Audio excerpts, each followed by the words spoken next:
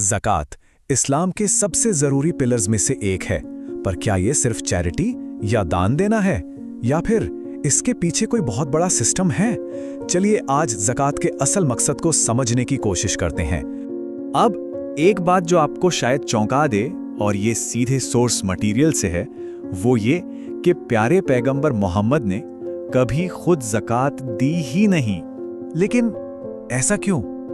सवाल तो यही है ना, और इसी सवाल का जवाब हमें ज़कात के उस गहरे मतलब तक ले जाएगा जिसे आज शायद हम सब भूल चुके हैं। तो चलिए शुरू करते हैं ये देखकर कि आज के ज़माने में ज़कात कैसे दी जाती है। क्या ये सच में एक इबादत है, या फिर जैसा सोर्स मटेरियल कहता है, इसे एक खेल बना दिया गया है? सोर्स मटेरियल का आर्गुमेंट ये है कि आज ज़कात ना छोटे छोटे बिखरे हुए दानों का एक खेल बनकर रह गई है। मतलब रमजान आया, एक रस्म की तरह कुछ पैसे बांट दिए बस। लेकिन इसका जो असल मकसद था वो इससे कहीं ज्यादा बड़ा और गहरा था। अब जरा इस फर्क पर नजर डालिए। आज हम क्या करते हैं, कई लोगों को थोड़ी थोड़ी मदद दे देते हैं, पर इसका असल इरादा क्या था कि कुछ गिने चुने लोगों को इतनी बड़ी, इतनी स्ट्रैटेजिक मदद दी जाए कि उनकी जरूरत ही खत्म हो जाए। सोचिए, ये कोई एक महीने का इवेंट नहीं था, बल्कि साल भर चलने वाला एक पूरा सिस्टम था जिसका मकसद गरीबी को मैनेज करना नहीं, बल्कि उसे जड़ से खत्म करना था। और यहीं पर सबसे बड़ा सवाल खड़ा होता है। हम दशकों से, सालों से इसी तरह ज़कात बांट रहे हैं, तो फिर समाज से गरीबी खत्म क्यों नहीं हुई?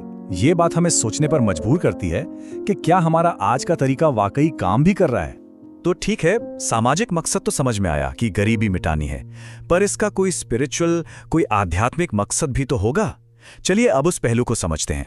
इस्लाम में ना दौलत को एक फितना कहा गया है। फितना मतलब एक आजमाइश, एक टेस्ट। जैसा कि पैगंबर मोहम्मद ने कहा था, मेरी कम्युनिटी का फितना माल यानी दौलत है।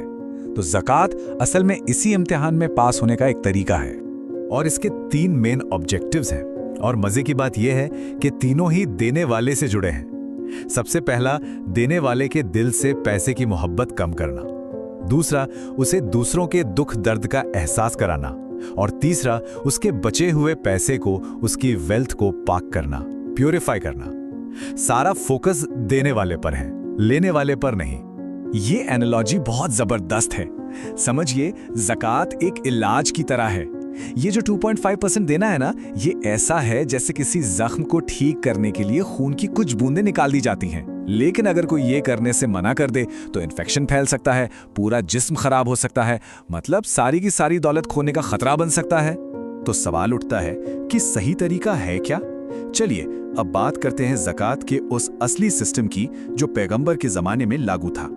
पैगंबर का मॉडल एक बहुत ही सिंपल प्रिंसिपल पर टिका था, सेंट्रलाइजेशन यानी केंद्रीकरण।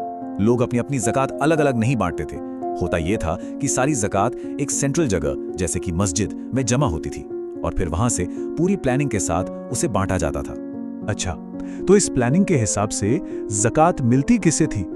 ऐसे लोगों को जिनका बिजनेस फेल हो गया हो, या कोई ऐसा शख्स जो बहुत ज्यादा कर्ज में डूब गया हो, या फिर कोई ऐसा जिसे अपना छोटा मोटा काम शुरू करने के लिए कैपिटल चाहिए, या समाज में कोई भी जो किसी वजह से कमा नहीं सकता।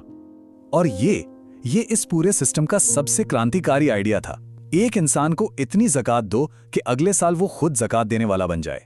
मकसद सिर्फ टेम्पररी मदद करना नहीं था, बल्कि किसी को परमानेंटली अपने पैरों पर खड़ा करना था, एम्पावर करना था। पर क्या ऐसा सिस्टम सच में काम कर सकता है? सुनने में तो अच्छा लगता है। चलिए हिस्ट्री से एक मिसाल देखते हैं जो इसकी ताकत को दिखाती है। बात है खलीफा उमर बिन अब्दुल अजीज के दौर की। उनके जमाने में इसी सेंट्रलाइज्ड ज़कात सिस्टम को लागू किया गया, और जो नतीजे आए वो हैरान करने वाले थे। तो हुआ ये, पहले साल सारी ज़कात एक जगह जमा करके प्लानिंग से बांटी गई। सिर्फ 1 साल बाद हालत ये थी कि ज़कात का पैसा बच गया, सरप्लस हो गया। तो उसे शाम यानी आज के सीरिया भेजा गया। पता है वहां के गवर्नर ने क्या जवाब दिया? उन्होंने लिखा, हमारे यहाँ अब कोई इतना गरीब नहीं बचा जिससे ज़कात दी जा सके। फिर वही पैसा यमन भेजा गया, अफ्रीका भेजा गया, और हर जगह से यही जवाब आया। कुछ ही सालों में ज़कात लेने वाला ही कोई नहीं बचा था। और ये जो किस्सा है इतिहास का, ये हमें आज के एक बहुत ज़रूरी सवाल पर लाकर खड़ा कर देता है।